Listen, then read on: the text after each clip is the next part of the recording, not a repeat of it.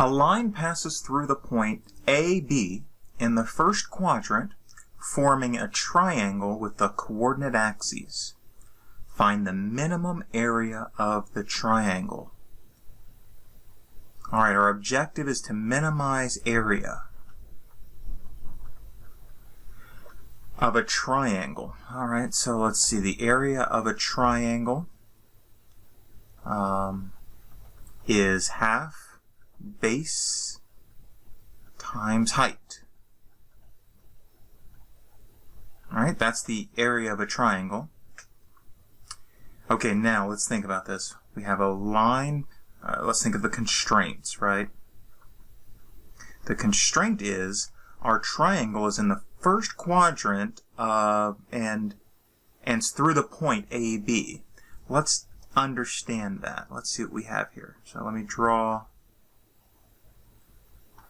And there's my axes. There's the x-axis and y-axis, and this is the point AB. Now I'm going to draw a line through that point that forms a triangle. Alright, so here's a line.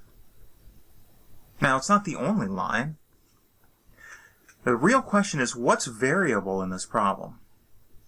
The point AB is not really variable. I could place that point anywhere in the first axis, but that wouldn't really change the problem. What changes the problem is how I draw this line. And so then, if we think about a line, there are two things that are needed for a line: a point and a slope. So the slope is variable. So we have this point, and it has some slope m. So the real variable in this problem is the slope,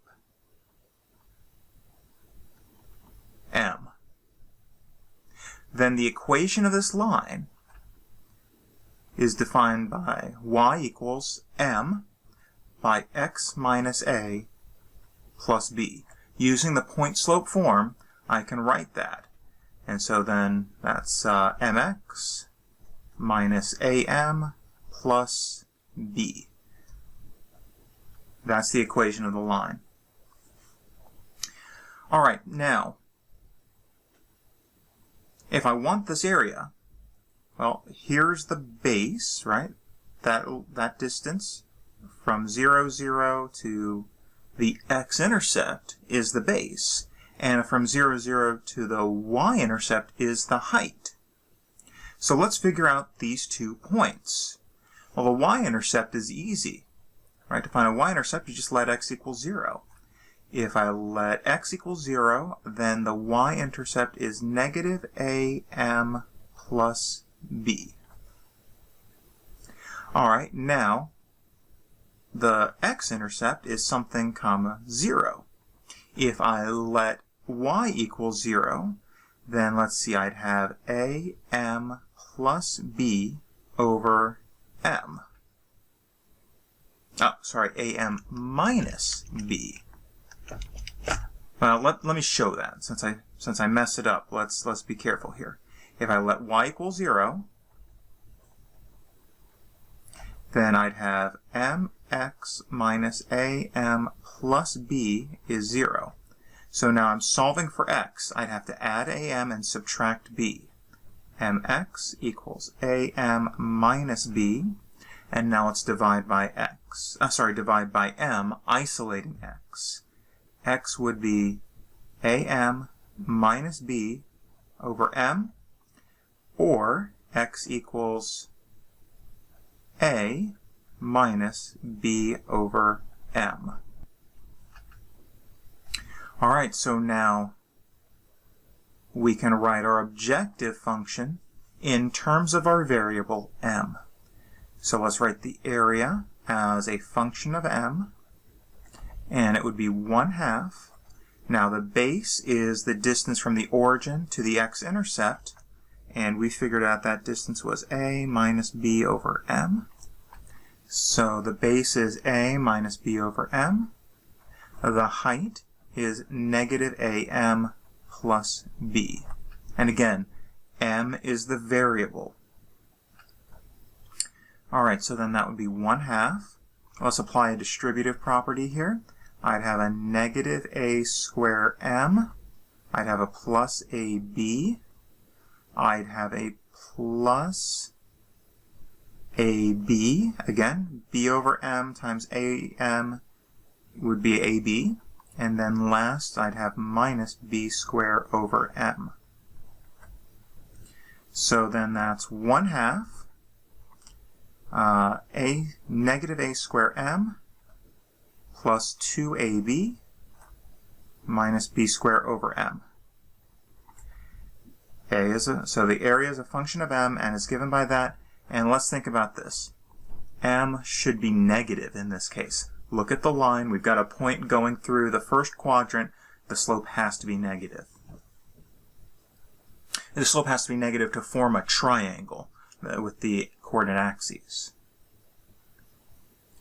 Now I could distribute the 1/2 if I wanted to, but it doesn't really make much of a difference in this problem. Let's calculate the first derivative. A prime of m would be 1/2 times. Now remember, we're differentiating with respect to m. So then this would give me a negative a squared. The plus 2ab, differentiating that with respect to m, would go to a 0. Then minus b squared over m. Remember, that's b squared m to the negative first. So that would end up being a plus b squared over m squared. All right, and to find critical numbers, let's set this equal to 0. Multiply by 2 to get rid of that 1/2, and I've got negative a squared plus b squared over m squared is 0. So b squared over m squared is a squared.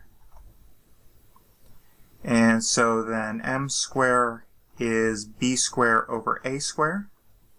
And so then m is negative b over a. I use the square root property, but now remember, m must be negative. So m is the negative root of b squared over a squared.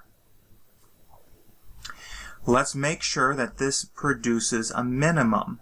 Now, here's again a situation where the first derivative test would be difficult because I have no clue what a and b are, so it would be difficult to figure out an appropriate test point.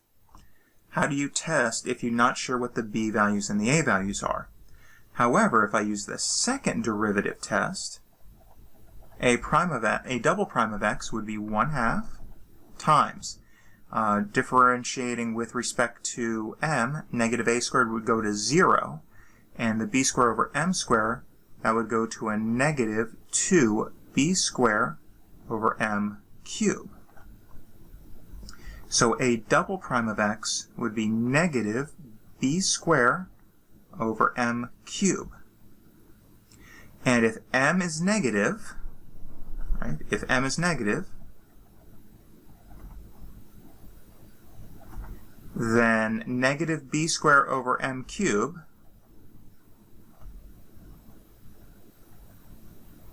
must be positive. So therefore, x equals negative b over a produces a minimum.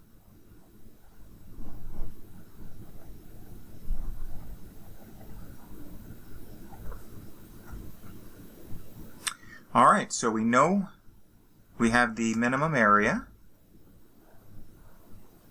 when x equals negative b over a.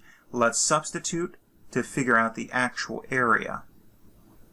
So the area at negative b over a would be 1/2 times a. Let's see, which one do we want to use? I think the easiest form to use is going to be this last form. So I'll have a negative a squared times negative b over a plus 2ab minus b squared over negative b over a. And so then that area is 1/2. Let's see, negative a squared times negative b over a is at positive ab. We still have the plus 2ab Negative divided by negative, that's a plus. And b squared divided by b over a is b squared times a over b. That's another ab. And so then that's 1/2 times 4ab, which is 2ab.